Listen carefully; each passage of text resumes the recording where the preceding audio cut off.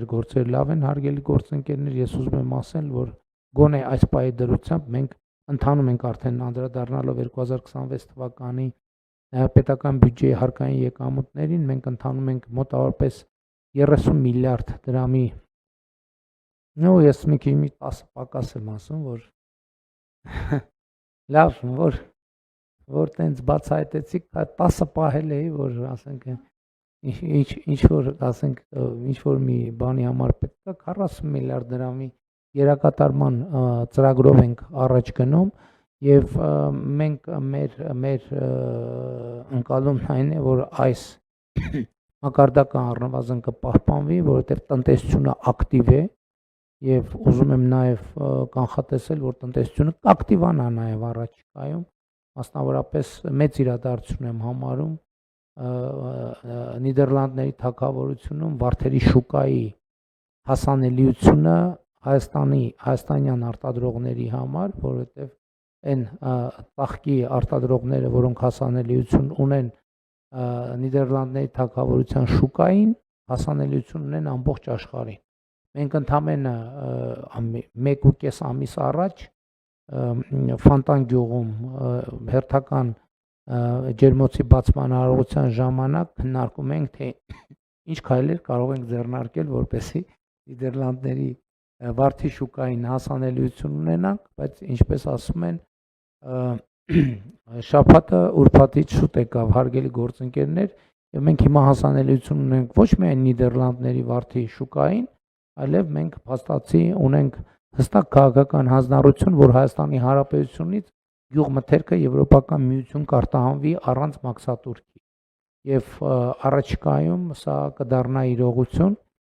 սա նշանակում է, որ մեր գյուղատնտեսության եկամտաբերությունը կաճի։ Իհարկե որակի որոշակի նաեւ փաթեթավորման եւ այլն նորություններ եւ նորամուծություններ կլինեն, բայց դա նաեւ կանխատեսված է մեզ համար, որովհետեւ մենք նաեւ պլանավորել ենք գյուղատնտեսական լոգիստիկ կենտրոնների ստեղծում, որտեղ նաև ապրանքների տեսակավորման մասին կարող է խոսք գնալ եւ այդպես շարունակ։ Իհարկե առաջիկա մեզ ակտիվ աշխատանք է սպասում նաև Եվրասիական տնտեսական միությունում եւ մենք այդ աշխատանքը կկատարենք բայց միևնույն ժամանակ մենք այս ընթացքում տեղի ունեցող գործընթացները կուսումնասիրենք եւ Եվրոպական միության հետ արդեն ունենք պայմանավորվածություն, որ արագ արձագանք կլինի 50 միլիոն եվրոյի աջակցության ձևով եւ մենք այդ գումարները կօգտագործենք այն դեպքերի համար, երբ կտեսնենք, որ չարթարացված ձևով, այսինքն արտահանման խոչընդոտներ են ստեղծվել, բայց իհարկե մեր քաղաքականությունը շարունակելու է անկախ ամեն ինչից, մեր քաղաքականությունը շարունակելու է մնալ արտահանման շուկաների դիվերսիֆիկացումը։ Ուզում եմ ուղիղ ասել, որ մենք շատ երկար համոզում ենք, խնդրում ենք, փորձում ենք աջակցել մեր տնտեսվարողներին, որպեսզի իրենք դիվերսիֆիկացնեն արտահանման շուկաները եւ այս ուղղությամբ որոշակի շարժեր իհարկե կան, որովհետեւ Եվրամիության ուղղությամբ մեր արտահանումը կրկնապատկվել է, Չինաստանի ուղղությամբ մեր արտահանումը կրկնապատկվել է, Հնդկաստանի ուղղությամբ մեր արտահանումը 87%-ով մոտավորապես աճել է, բայց սա ելի ուզում եմ ասել, որ շատ մեծ հնարավորություններ են Հայաստանի համար, այդ թվում գյուղատնտեսության համար, որովհետև սա մեծ հնարավորություն է գնային նոր սեգմենտ մտնելու եւ տնտեսության ավելի եկամտաբեր ճյուղ դարձնելու համար եւ մենք առաջիկայում անպայմանորեն այս ուղղությամբ կաշխատենք եւ նաեւ որպեսզի շատ չերկարացնեմ կարևորագույն ուղղություն եմ այս առումով համարում այն, որ զբոսաշրջությունը մեր երկրում, եթե չչափազանցնենք, բում է ապրում, որովհետև երկնիշ աճեր ունենք զբոսաշրջությամբ, այս պայդրությամբ ունենք բացարձակ ռեկորդ հունվար, մայիս ամիսների համար բոլոր ժամանակների, սա նաև մթերքի արտահանման եւ ընդհանրապես արտահանումների կոնտեքստում եմ ասել, որովհետև զբոսաշրջիկի կողմից սպառվող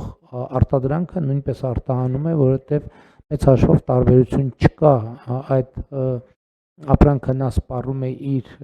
քաղաքացիության երկրում, թե գալիս է Հայաստանի Հանրապետությունում, կարծում եմ ընդհակառակ այստեղ սպառման հայկական հայաստանյան ապրանքի սպառումը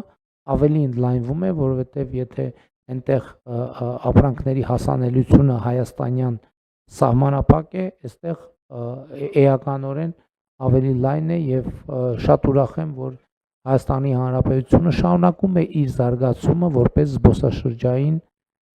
գրավիչ ուղղություն եւ սա կապված է նաեւ իհարկե խաղաղության հետ, սա կապված է ներքին անվտանգության հետ եւ մենք ինստիտուցիոնալ էական բարեփոխումներ ենք իրականացրել, այդ թվում ներքին անվտանգության մակարդակը բարձրացնելու համար, բայց հարգելի գործընկերներ, հաշվի առնելով նաեւ այն փաստը, որ ենթադրում եմ, որ ձեզնից առնվազն մի մասը գիշերը չի քնել, ես այստեղ կդադարեցնեմ իմ զեկույցը 2025 թվականի պետական բյուջեի կատարման ընթացքի վերաբերյալ, չնայած սրանով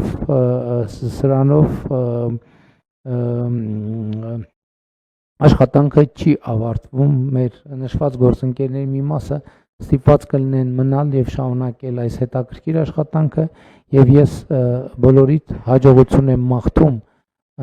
այս աշխատանքի առիթով եւ եւս մեկ անգամ շնորհավորում եմ Հայաստանի Հանրապետության քաղաքացիներին 2026 թվականի հունիսի 7-ի խորհրդարանական ընտրություններում տարած համոզիչ հաղթանակի առումով եւ իհարկե այս համոզիչ հաղթանակը կդառնա նոր ավելի ու ավելի համոզիչ արդյունքներ, այդ թվում քրեական օլիգարխիայի դեմ պայքարի ուղղությամբ, որը լինելու է մեր առաջնահերթություններից, հարգելի գործընկերներ, ես ուզում եմ հստակ ասել, որ այս ուղղությամբ մենք գործելու ենք առանց հետաձգումների, ընդ որում գործելու ենք մի քանի ուղղություններով,